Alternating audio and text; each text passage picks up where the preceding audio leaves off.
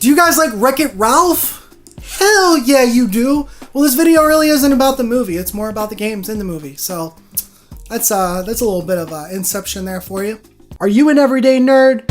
Hit that subscribe button and turn on notifications so that you don't miss the next episode. Yo, welcome to your Everyday Nerd, the show where I ruin my own nostalgia. I'm your host, Zack Snyder, and today's Monday Nostalgia. Happy Monday. On Mondays, we talk about things from my childhood. This does not include potty training, puberty, or how to walk. Just saying, we're not ever going to talk about any of those.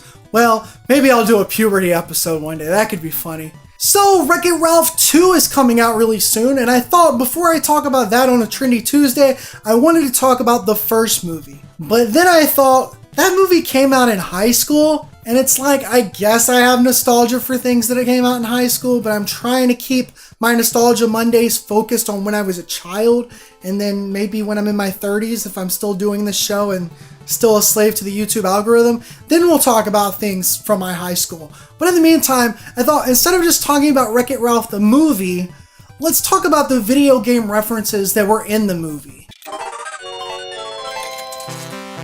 My name's Wreck-It Ralph. I'm gonna wreck it! See, Wreck-It Ralph is a movie about video games, kind of, but not in the same way as something like Ready Player One, which had a lot of references for nostalgia bait. Instead, this movie kind of uses the nostalgia as a background rather than a forefront runner inside the plot and all that kind of stuff. I mean, video games are part of the plot, but it's not to the extent as like Ready Player One or any other kind of nostalgia bait movie. See every single movie that's came out in the last 5 years.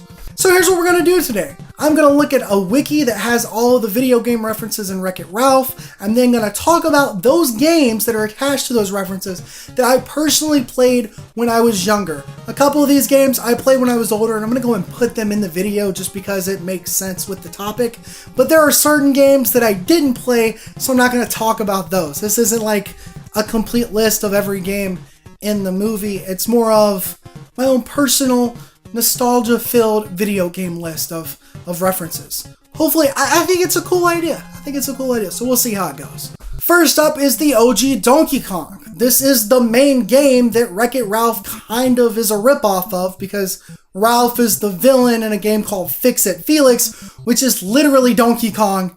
It's just with different characters, which is ironic because Donkey Kong, the game, actually came from a different franchise before it became Donkey Kong. See, in the early 80s, Nintendo was like, I'm going to make this arcade game, and we're going to make it based off the characters from Popeye. So you played as Popeye, you fought Bluto, and you had to save Olive Oil. But they couldn't get the rights to Popeye, so they created their own characters, which is Donkey Kong and Jumpman. Jumpman then became Mario. So really, this game is more important for the history of Nintendo rather than it is like a really great Nintendo game. Now, it was an arcade game first, and then it came to the NES. I've played the NES version a few times throughout my life. It's got a handful of levels. It's a pretty solid game, but I wouldn't say it's anything special outside of the history aspect of it. When it comes to the actual Donkey Kong game itself, the real thing I want to give it credit for, except for the whole Nintendo history thing, is the fact that it was the first time that a character had ever really jumped in a video game.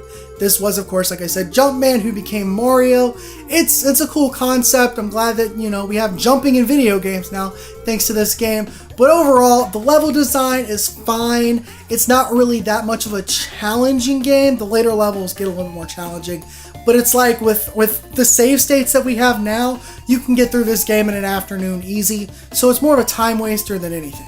In a pretty famous scene in Wreck-It Ralph, we see a bunch of video game antagonists grouped together with Wreck-It Ralph in kind of like a counseling session. And the first one you would notice on here is Bowser from the original Super Mario Bros. Now, Super Mario Bros. Was the third game that Mario ever appeared in, but this was the first game that Bowser ever appeared in. He shows up 8 times at the end of each world, and he's pretty basic. You just get past him and hit a little switch and he falls into the lava. Other than that, would I recommend Super Mario Bros.? Of course I would. I mean, I think everybody's probably played this game at this point now, but if you haven't, I still think Super Mario Bros. Holds up for the most part. The music is still really good, not to mention iconic. The level design is still really solid. You can beat the game in an afternoon easily. You could actually beat in like 30 minutes if you know where the shortcuts and the special hidden items are. But the thing that I would say is a detriment for Mario is basically the whole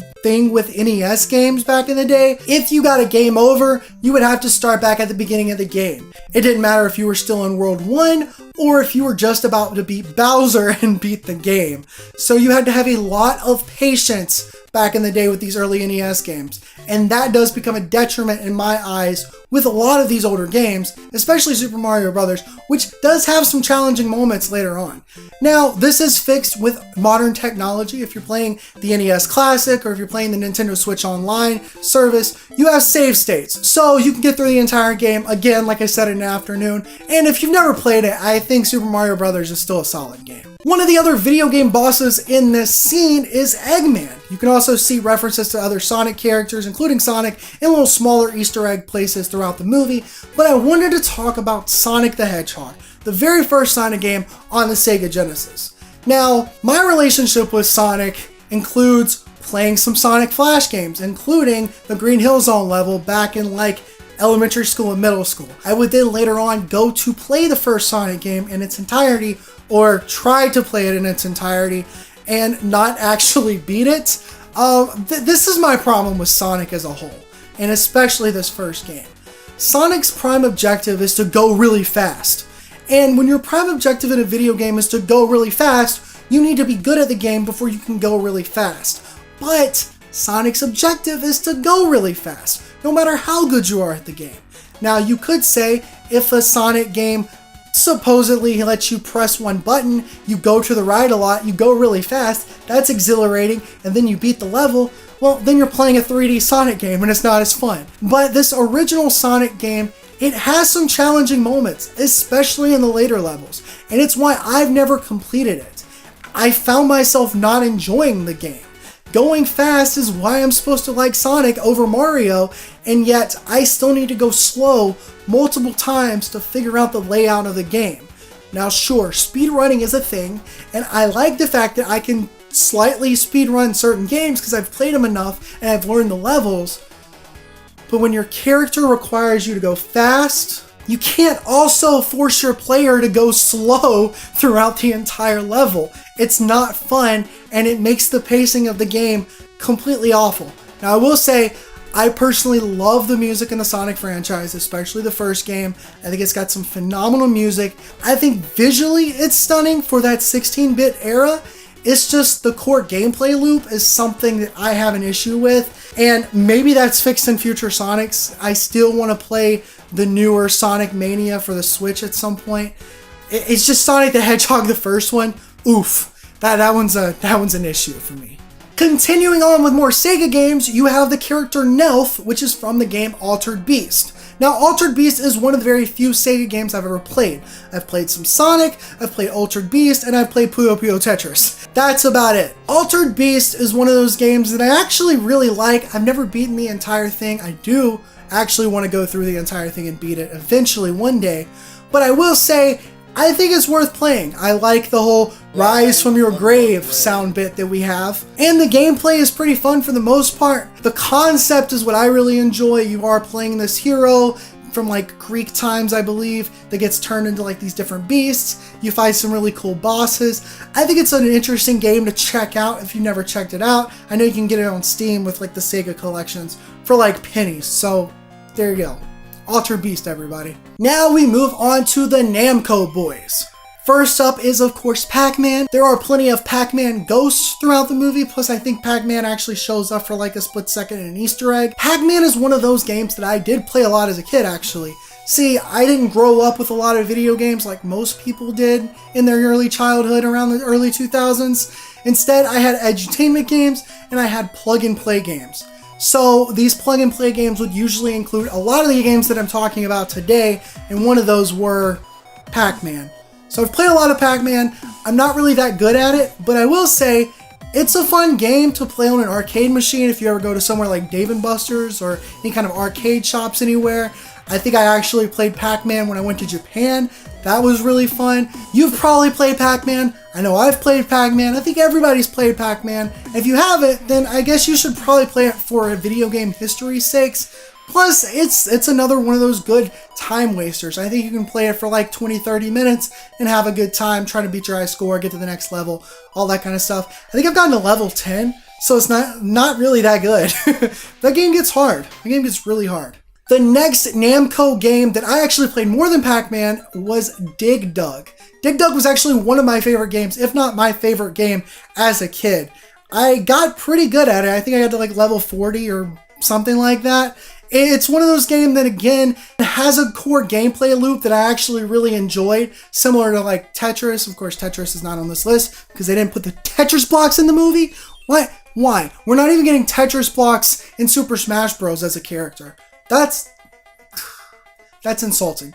Either way, Dig Dug is another one of those fun time wasters that I would recommend. I like the core gameplay loop. I like the music, as little music as there is. I like the visuals for that 8-bit style. I think it's a great game. Then there's Space Invaders, which I think was put out by Taito, if I'm not mistaken. See, in the 80s, there were a lot of space shooters, and I think Space Invaders and Galaga were probably the most popular ones. Space Invaders was Taito, and Galaga was Atari. Galaga's not in this movie, though, because apparently Atari didn't get any kind of thing going on for them. Well, they did. They got Pong.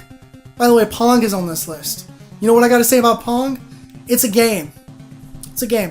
Play Pong for like 2 minutes. You'll get bored out of your mind, but it's a game. Going back to Space Invaders, though, I can't personally recommend playing Space Invaders unless you're like a 10-year-old child like myself used to be who didn't have any other video games to play, so you play like Space Invaders and Dig Dug and Pac-Man. But other than that, there's so many more space shooters, especially like bullet hells these days, that's so much more fun than these original 80s space shooters. And then there's good old Frogger. You guys remember Frogger? Well, apparently a lot of people are calling it Crossy Roads now, and those people should just stop breathing. Frogger is another one of these games, like the early 80s, where it just had this core gameplay loop. You're a frog, you jump in traffic, which sounds ridiculous. You jump in the river and try to avoid crocodiles, which also sounds ridiculous. I think it's an okay game. I think if you're bored and, again, want to play these original games, you could probably waste an afternoon with Frogger, but nothing else more I could say. And with that being said, here's a list of games that appear in this movie that I really can't talk much about because it has the same core gameplay loop. It's an older game, so there's nothing really special about it. There's no stories involved with it. It's just kind of fun for a few hours, or maybe a little bit less now, if you don't have anything else to play. These games include Pong, Paperboy, Q*bert, Root Beer Tapper, and Burger Time. And I gotta say, for the longest time, I thought Root Beer Tapper and Burger Boy were the exact same game, but they're not. And I think what's really cool is if you play Fallout 76, I played a little bit of the beta test, you can actually play Root Beer Tapper in the first room. So I wasted 15 minutes of the 1 hour that I had to play the beta test on Root Beer Tapper. So I don't have any opinions about Fallout 76 yet. I'll get to you on that when the game actually comes out, and I'll be able to play more than an hour of it. But there's one more game that was referenced in this movie that I personally love. It's one of my favorite NES games, right behind Tetris. Tetris is my favorite NES game. I know, that's funny. But that game is Contra. In this movie, there's a reference to the Konami code, which is famously known for being the extra life cheat in Contra. You can also use it in games like Gradius and Ghosts and Goblins and other Konami games, but it really started being famous with Contra. Now, I didn't play Contra until I was in high school, but I do have mad nostalgia for it. The reason is because every single Christmas Eve, I have this tradition where I play through the entirety of Contra. I've been doing that for 7 years now, and I still love doing it. I don't have a whole lot of traditions in my life that have to do with holidays, but every year around Christmas time, I would help my parents actually wrap presents for my younger siblings. I have 5 younger siblings, so they needed help to wrap these presents. Since I'm the oldest, I help them every Christmas Eve wrap the presents, and in between, whoa. And in between waiting for presents to come inside the house, because we gotta get them out of the car, because you gotta hide them from the kids, I would find myself playing Contra this one year. I'd just gotten into the game, I decided to play it that Christmas Eve, and then the next Christmas Eve, I find myself playing it again. And at that point, it just became a tradition that I like to do. I like to play it every Christmas Eve. It's just really fun for me. Now, Contra is known primarily for being ridiculously hard, but I gotta say, once you know the patterns, like any game, it becomes a lot easier, and especially if you use the Konami code, you get more lives, which makes the game so much easier and actually beatable for the very first time you play it. The reason I love Contra so much is that the level design is really solid. I love the power-ups, especially the spread gun. You know, spread gun's the best one. Don't at me. Don't come here talking about the laser gun. Dumb. There are also pretty awesome bosses. I love the aesthetic of it, and I love the music. Oh, the music is so good. Now, there's only like 5 tunes in the game, and you hear 2 of the tunes over again for the last 4 levels, but Contra is such like a short, beautiful game. You can beat it in like an hour if you're decent at it, and that's just something that I really enjoy about it. So that's it. That is every game referenced in Wreck-It Ralph that I played when I was younger. Unfortunately, I couldn't talk about games like Street Fighter or Mortal Kombat or the original Doom because I didn't personally play these games when I was younger. I still really haven't played any of these games as of late. I probably will play these eventually. I probably will do Your Everyday Nerd episodes about these kind of games, but I really wanted to stick to games that I had played rather than having a complete list of games and trying to go out of my way to play these other games. It's Nostalgia Monday. We're talking about nostalgia. That's the point of this episode. There you go. Again, I'll probably talk about the original movie eventually, but since it came in high school, I'm going to wait till I'm older so that I can really revisit it and see if I have any true nostalgia for it. I will be talking about Wreck-It Ralph 2 though when it hits theaters, so if you want to see that, make sure you hit the subscribe button. Well, I guess I'm a sellout now. In today's world, everybody needs a website. If you're a content creator like myself, you need a website. If you own a business, you need a website. If your first name is Susan and you got 25 cats you want to share with the world, you need a website. But in order to have a professional sounding website, you gotta have it hosted. Here's where Bluehost comes in. Starting at just $3.99 a month, you get a free domain, you get free SSL included, one-click WordPress installs, and 24/7 support. As someone who worked in a web development company for 2 years, I can tell you that a lot of hosting sites make things way too complicated to put in your domain name. So having this one-click WordPress install is not only a great feature, but a huge time saver. Check out the link in the description box below to get your free domain name today and tell them Zach sent you. That's all the time we have for today. If you liked the video, go and hit that like button. If you dislike this video, here's what I need you to do. I need you to take your screen, turn it all the way around, and now hit the dislike button. Wink, wink, nudge, nudge. Go ahead and subscribe if you're not subscribed already, and welcome to week 3 of Your Everyday Nerd. I'm super excited about making these episodes for you guys, and I hope you guys are liking the content that I'm putting out. In the meantime, I'll see you guys tomorrow, and I hope you guys have a great day. Goodbye.